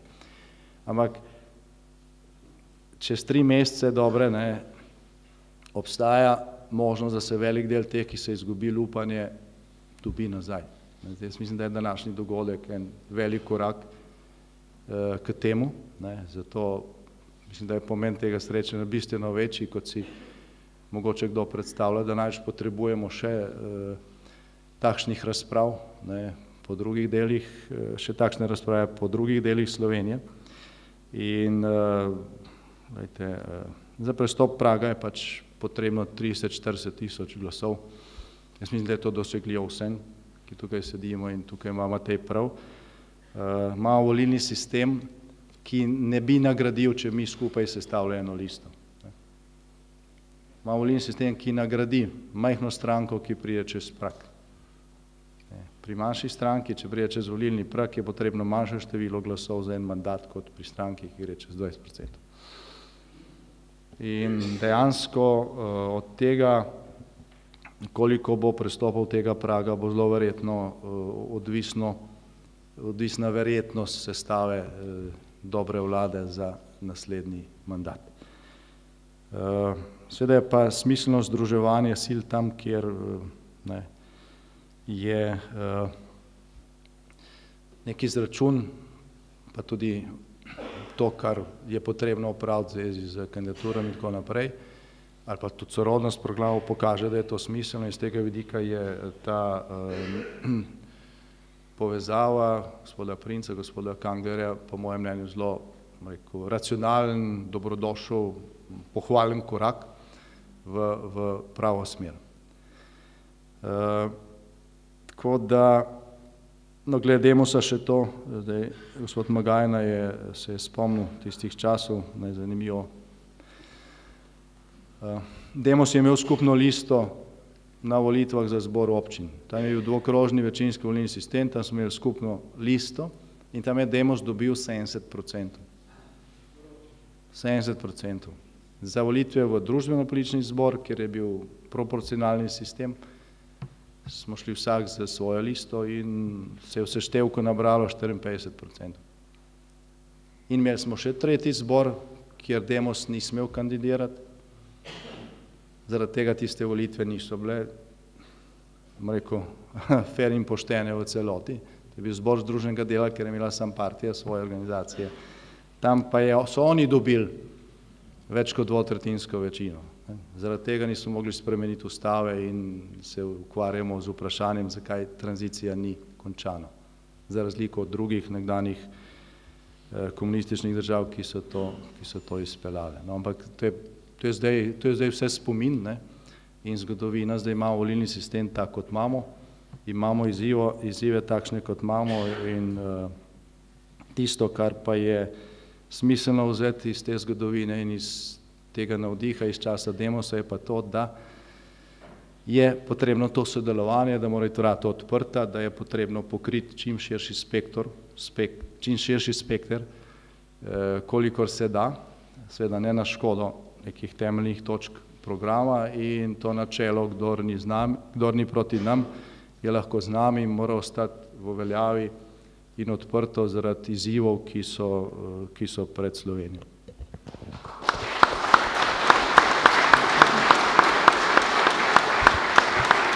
Hvala lepa, gospod Janša, gospod Kangler. Hvala lepa, tudi jaz bom poskušal biti kratki. Po moji osebni oceni se ta sredina, ki je bila, ali pa ločnica med levico in desnico, zgodila takrat, ko je nekdo v državnem zboru sprejel zakon o nezdružljivosti funkcije župana in poslanca. Levica je imela interes, da izločimo iz parlamenta tako imenovane župane malih občin. Jaz sem bil poslanec in župan v Mariboru, ampak sem poslansko funkcijo vrnil, ker sem ocenil, da je to nezdružljivo glede na velikost občine. In zato tudi večji del volilnega telesa beži po levici kot pa po desnici, ker po mojem mnenju ta zakon ni bil pošten, še manj pa pravičen. Danes recimo ne zaupamo občinam, ne zaupamo županom, ne zaupamo lokalni samoupravi. In poglejte, če želi nekdo dobiti gradbeno dovoljenje, mora iti na upravno enoto. Če želi nekdo spremeniti zemljišče, občina ali kdorkoli, da je neki potencialni investitor, 3 ali pa 4 leta to traja. Zakaj ne zaupamo županom? Država je zaupala privatnikom, da vi, ko greste na tehnični pregled avtomobila, greste zasebniku, date osebno izkaznico, on vam da v imenu države prometno dovoljenje, v imenu države vam štempla to prometno dovoljenje. Ne zaupamo pa županom velikih občin, kjer bi v imenu države izdali gradbeno dovoljenje, ker bi v imenu države pospešili nekatere postopke. Vidite, tu je ena takšna plastična primerljivost, kaj se nam dogaja zunaj. Zato je potrebno decentralizacijo speljati na način, kot jo imamo zapisano v ustavi. Midva s gospodom Princem smo ocenila, da je veliko manevrskega prostora za združeno desnico in ko tudi sam povedal, veste, dedeki niso samo na desnici, so tudi na levici, pa babice, ki skrbijo za svoje vnuke. Hvala lepa, gospod Kangler. Hvala lepa. Jaz mislim, da je Franc Kangler eden najbolj znanih borcev za decentralizacijo Slovenije in za pravice in enake možnosti vseh ljudi, ne glede na to, ki živijo, tako da verjemite mi, da Združena desnica bo, kar se tega tiče, imela zelo, zelo veliko konkretnih ukrepov za narediti. Nekaj ste jih lahko že videli, med drugim smo tudi napovedali ukinitev sklada kmetijskih zemljišč in gozdov in prenos pristojnosti na občine. Poglejte, še enkrat bi rad poudaril, da se bo izjemna decentralizacija zgodila z višjimi plačami, z znižanjem davčnih obveznosti. To bo decentralizacija, ko bo šel denar namesto v državno malho po vsej Sloveniji. To je izjemna decentralizacija. Naslednja pomembna decentralizacija se bo zgodila z višjimi pokojninami, ko bo denar namesto v državno malho šel k upokojencem po vsej Sloveniji. In poglejte, še eno pomembno decentralizacijo bomo naredili. Zdaj vemo, da država financira vsa mogoča neka svoja društva, kimavce, njihove organizacije, ki se imenujejo kao civilna družba, v resnici so pa zgolj in samo prisesanci na državni proračun. Mi bomo tukaj decentralizirali in bomo dali ljudem možnost, da bodo financirali tiste organizacije, ki jih sami podpirajo. To bo najboljša možna decentralizacija, ker bodo ljudje, namesto da bi dajali v proračun,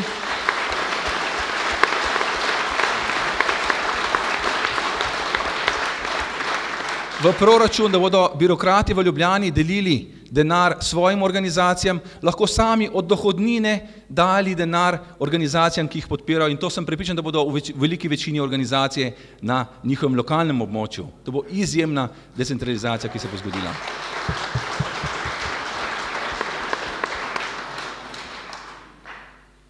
Zakaj verjamem v zmago desnih strank na naslednjih volitvah? Zato, ker so ukrepi, ki jih napovedujemo, ker so naše zaveze take, da niso dobre samo za desne volivce, ampak so dobre enako za desne in leve volivce. Ko bomo povišali pokojnine, bodo dobili višje pokojnine levi in desni volivci. Ko se bodo zaradi davčnih ukrepov zvišale plače, bodo dobili višje plače levi in desni volivci. Ko bomo dali 3000 evrov za vsakega rojenega otroka, bodo dobili teh 3000 evrov mamice, ki volijo leve ali pa desne ali pa nobene stranke. Se pravi, to so ukrepi, ki so za vse državljanke in državljane, zato verjamem v zmago Združene desnice kot najne koalicije in pa tudi desnice kot koalicije vseh nas. Sedaj, a bo prišlo do koalicije pred volitvami ali ne bo prišlo do koalicije pred volitvami, jaz mislim, da to ni pomembno. Pomembno je jasno sporočilo, da se razumemo, da smo prijatelji in smo pripravljeni in sposobni Slovenijo popeljati skupaj v boljše čase. To pa je sporočilo, ki je izjemno pomembno.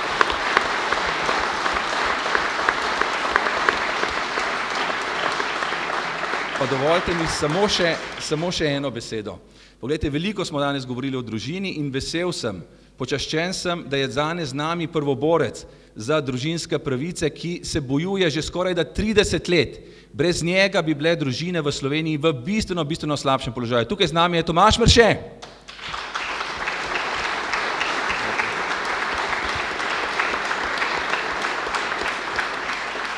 Tomaž, hvala lepa, da si prišel danes sem in s tem tudi na nek način izrazil podporo vsem tem ukrepom, ki jih napovedujemo, in verjamem, da bo še najbolj srečnih ljudi v Sloveniji, ko boš videl, da se vse tisto, za kar si včasih tudi neuspešno prizadeval, v naši vladi uresničeno. Hvala lepa za vse, kar si naredil.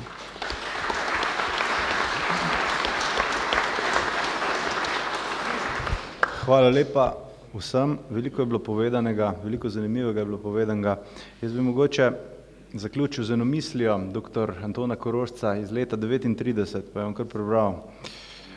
Če bi nam bilo usojeno, da izginemo, bi se to že zdavnaj zgodilo. Toda vse je minilo, narod v temeljih zdrav pa je ostal, ustrajal in se kalil ob naporih tujih sil, ki so si postavile za cilj, da uničijo vse, kar je slovenskega. Pot našega naroda se šele začenja. Ne v zaton, temveč v življenje z virov Boga in samega sebe.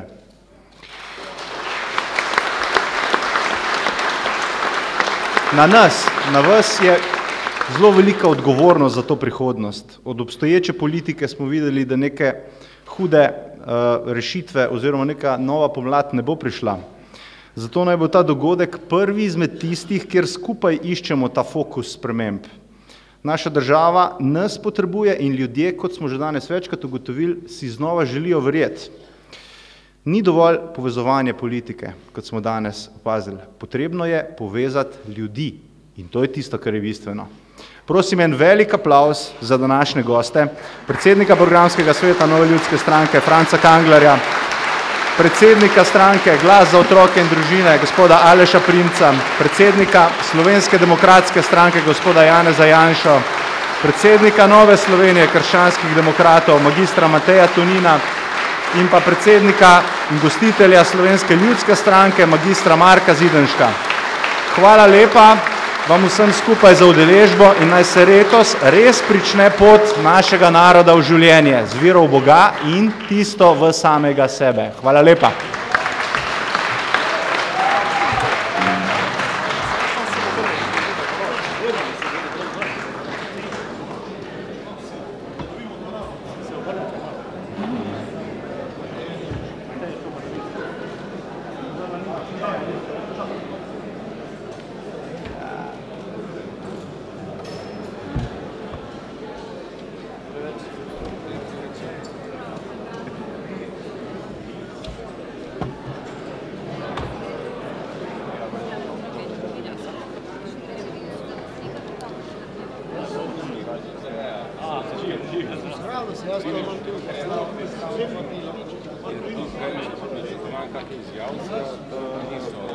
Lahko posamezniki.